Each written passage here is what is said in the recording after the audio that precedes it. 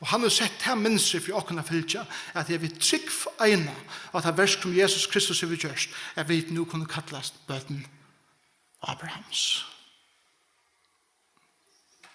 Han åkene firemynd.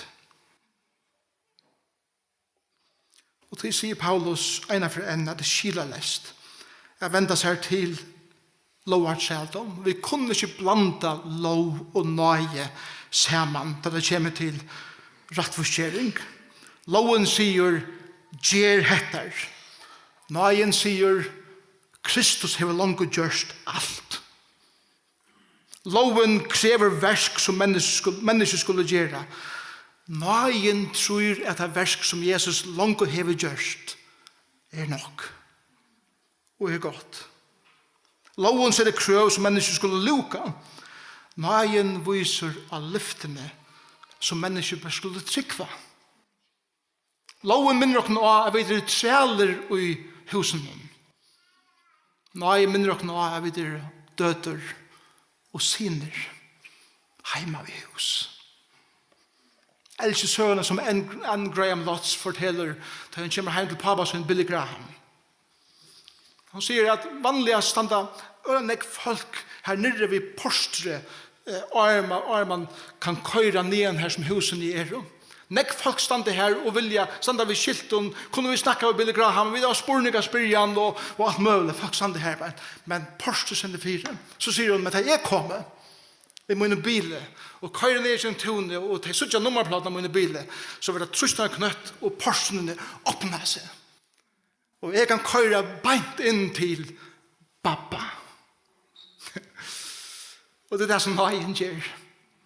Nøyen gjør oss beinleis ergångt til Jesus Kristus. Og standa i lovaversken og røyne er vinne oss fram til at komme til god i oss egne versken for at vi opplever seg at det blir vi å være et poster fire som ikke slipper forbi til det. Det er bare en som kan åpne det poster.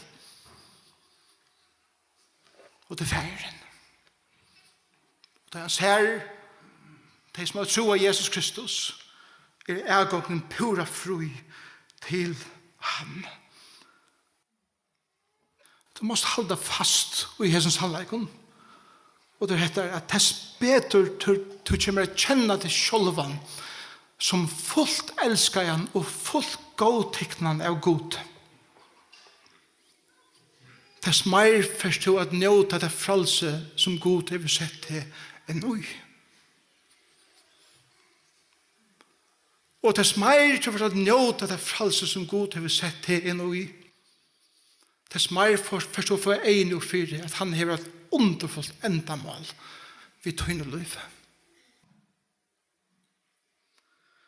Tøy endi vi her som Paulus sier, god er han som teker initiativet til å røkka sånne armar ut til tøyn og til møyn. Og han bjør til henne gave. Du reagerer på så gavene vi at tryggva at henne gave som god bjør med er god nok. Og så teker du mot henne. Og i hese gavene er det beste som god kan gjøre til her. Og det er sin son og sin ande. Det er nega bedre enn det. Jeg får fra gode enn hans son og hans ande.